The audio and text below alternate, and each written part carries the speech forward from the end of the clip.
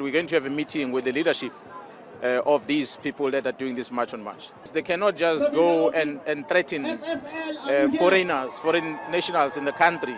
What becomes even more disturbing is that their march seems to target those that mostly are from the African origin.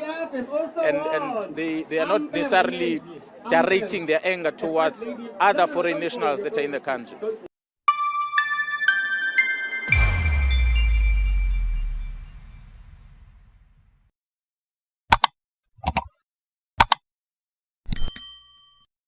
Hello everyone, welcome back to the channel. South Africa is at a breaking point, and right now, two realities are colliding head on. On one side, you've got ordinary South Africans who feel abandoned, overwhelmed, and pushed to the edge. On the other, you've got law enforcement leadership calling for restraint, order, and adherence to the rule of law. General Mkhwanazi's recent remarks on the CBD marches and cleanup operations have poured fuel on an already raging fire. And judging by the reaction on the ground and online, a lot of South Africans are not buying what he's saying. So let's unpack this properly. No filters, no sugarcoating. Don't forget to hit that like button, subscribe to the channel, and hit the notification bell. Let's get into it. What we've been observing happening, we decided as management we're going to have a meeting with the leadership of these people that are doing this march on march. For one reason, just to remind them about the rights of others.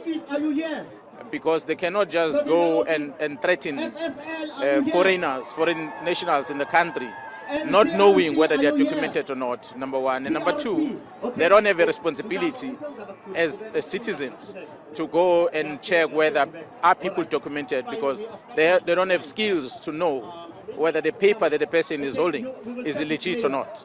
So we encourage them to monitor, observe where they get information, share that with us, and be able to tell us that we are aware that in that particular area, they are undocumented people. Please go and check. So we go and check that. If it's confirmed, then we'll be able to deport them. Otherwise, if we just go on a spree like they're doing and trying to intimidate people, the sad thing is going to happen one day is that someone's going to get hurt. And because you're going to come across someone who looks like me, and you're going to assume that he's a foreign national, not knowing that he's a South African. We've got brothers and sisters in this province, in this country, that look similar to the other brothers and sisters from other foreign countries. So you cannot just by the look of the face of a person and you assume that this is a foreigner. It might not be. That is one. And secondly, what becomes even more disturbing is that their march seems to target those that mostly are from the African origin. And they are not necessarily directing their anger towards other foreign nationals that are in the country. We've got the whole world here. But when you don't see it on TV that there is this kind of march towards other nationals. Now, with all due respect to the general, South Africans have been reporting this for many years, and nothing has ever happened.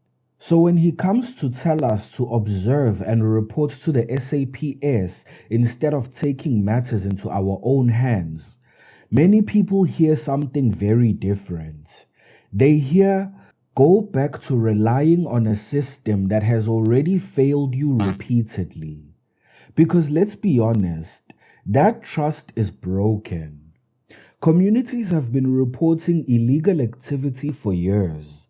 Illegal mining, drug networks, human trafficking, undocumented foreigners hijacking buildings and whole areas. And yet, in many of these cases, nothing has happened or nothing visibly happens.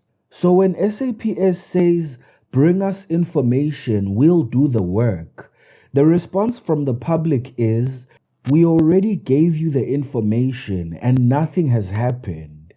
That credibility gap is the real issue here. Now, on the issue of rights, yes, everyone in this country has rights, even if they are here illegally. And that's the law, unfortunately. But what about the rights of South Africans? The rights to safety, the rights to functioning public services, the rights to economic opportunity in their own country. Because right now, many citizens feel like those rights are being pushed aside while the system struggles to cope with uncontrolled pressure from the whole of Africa. That's where the anger is coming from. Now let's address the uncomfortable question that the general raised. Why are these marches focused mainly on African foreign nationals? Well, the answer is simple, and I'm even surprised the general asked this question. Because the reality is, communities react to what they experience daily directly. People are not marching based on theory or ideology. They're reacting to what they see affecting their daily lives. Clinics overwhelmed, schools overcrowded, and the informal economy shifting hands to foreigners. And all of this has made South Africans extremely frustrated. Now this frustration is beginning to turn into violence, and I've said it many times before on this channel that when anger and frustration is not addressed properly, it eventually turns into violence and aggression. And let's be honest about the root problem. Government failure. Border control is weak. Immigration systems are inconsistent, and enforcement has been selective or ineffective. That vacuum didn't create itself. It was created by the very institutions that were supposed to prevent this from happening. So now when ordinary people step up, they're being told to step back. And anyone can see why that doesn't sit well with them. At the end of the day, this isn't just about immigration. It's about trust.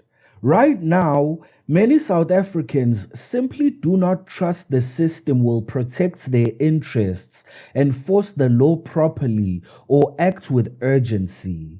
And until that changes, until people start seeing real, visible enforcement and real accountability, all this anger and aggression is not going anywhere. General Mkhwanazi is right about one thing though. If things continue like this, someone is going to get hurt. But the question is, why did it have to get to this point in the first place?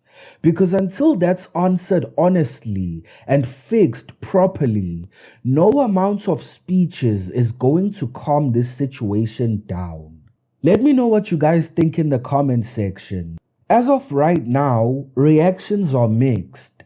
Many South Africans believe that the general spoke in an unpatriotic manner, and other South Africans believe that as a provincial commissioner, the general spoke responsibly. What do you think? Watch the video on your left to see Nigerian drug dealers having a shootout in a Cape Town suburb. Don't forget to hit the like button, subscribe to the channel, and hit the notification bell. Until next time.